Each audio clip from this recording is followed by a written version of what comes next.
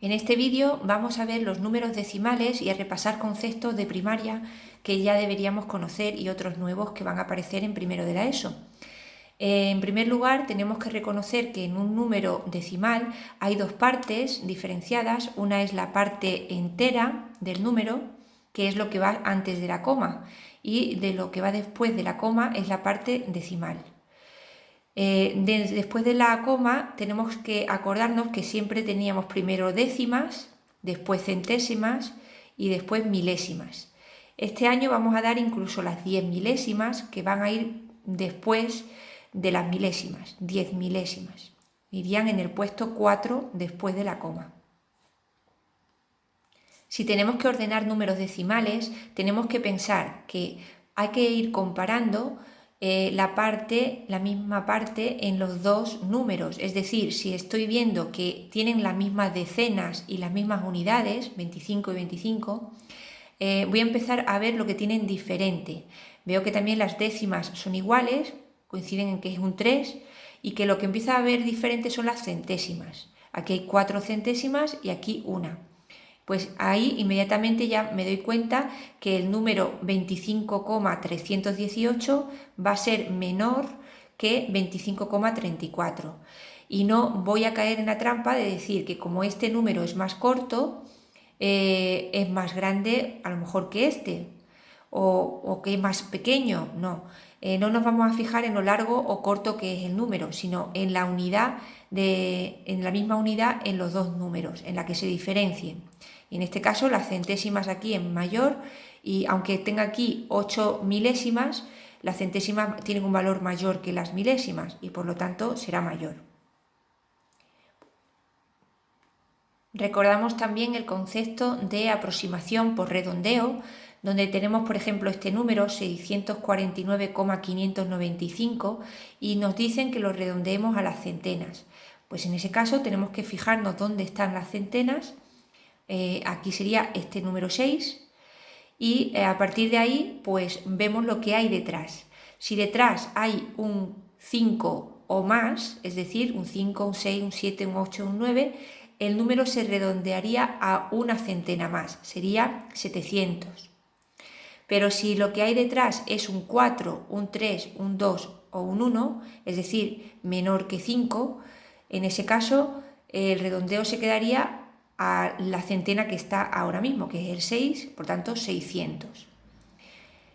600 sería el redondeo a las centenas. Si tuviésemos que hacer ahora el redondeo a las centésimas, pues veríamos que la centésima es este 9 que hay aquí y detrás tenemos un 5. Como detrás hay un 5, cambia esa centésima y en lugar de un 9 va a ser un 10.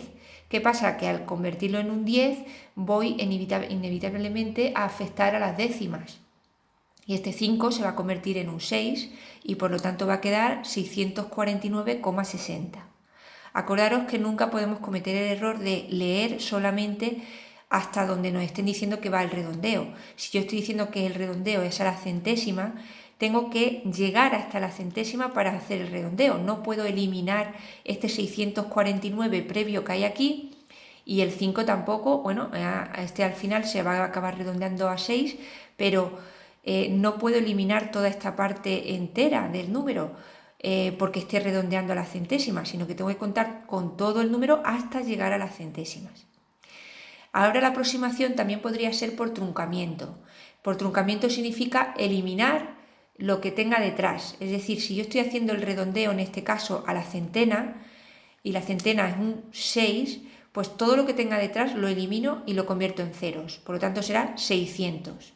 Si tuviese que hacer a las centésimas el redondeo, en este caso por truncamiento, pues sería igual, es decir, elimino todo lo que hay detrás de la centésima. En este caso hay un 5, pues se quedaría como 649,59. Es decir, el truncamiento es más sencillo porque es simplemente leer hasta donde voy a hacer ese truncamiento, hasta la unidad donde voy a cortar, y a partir de ahí lo elimino todo y lo cambio a ceros.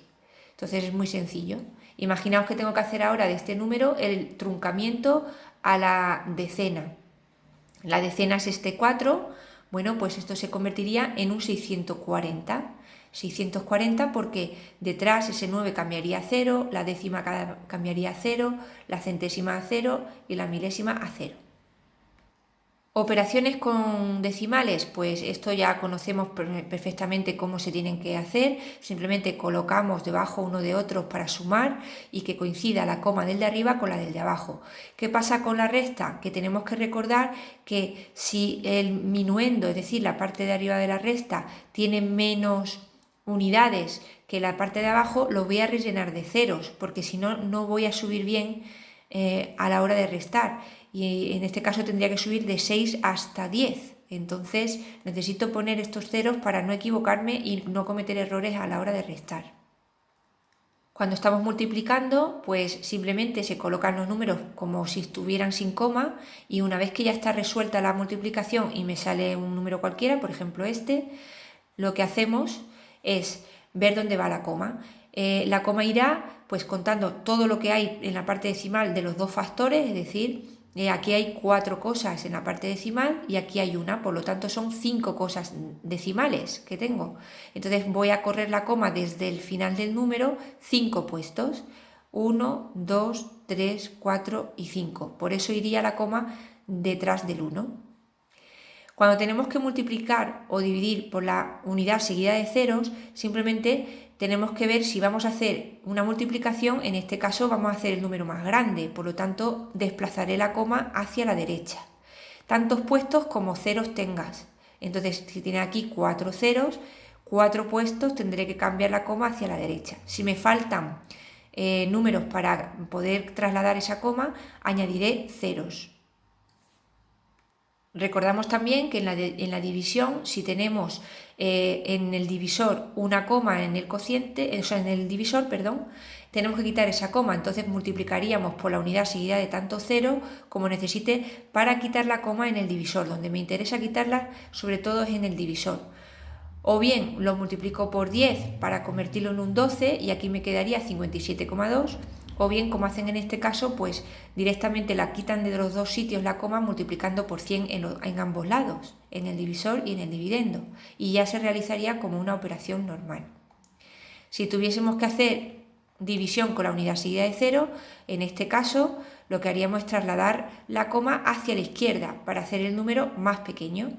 Y entonces si tenemos 2 ceros, pues 2 puestos hacia la izquierda y saldría este número. Existen 3 tipos de decimales. Puede que en una división, al realizarla, nos salga un decimal exacto. Podría salir esa división un decimal periódico.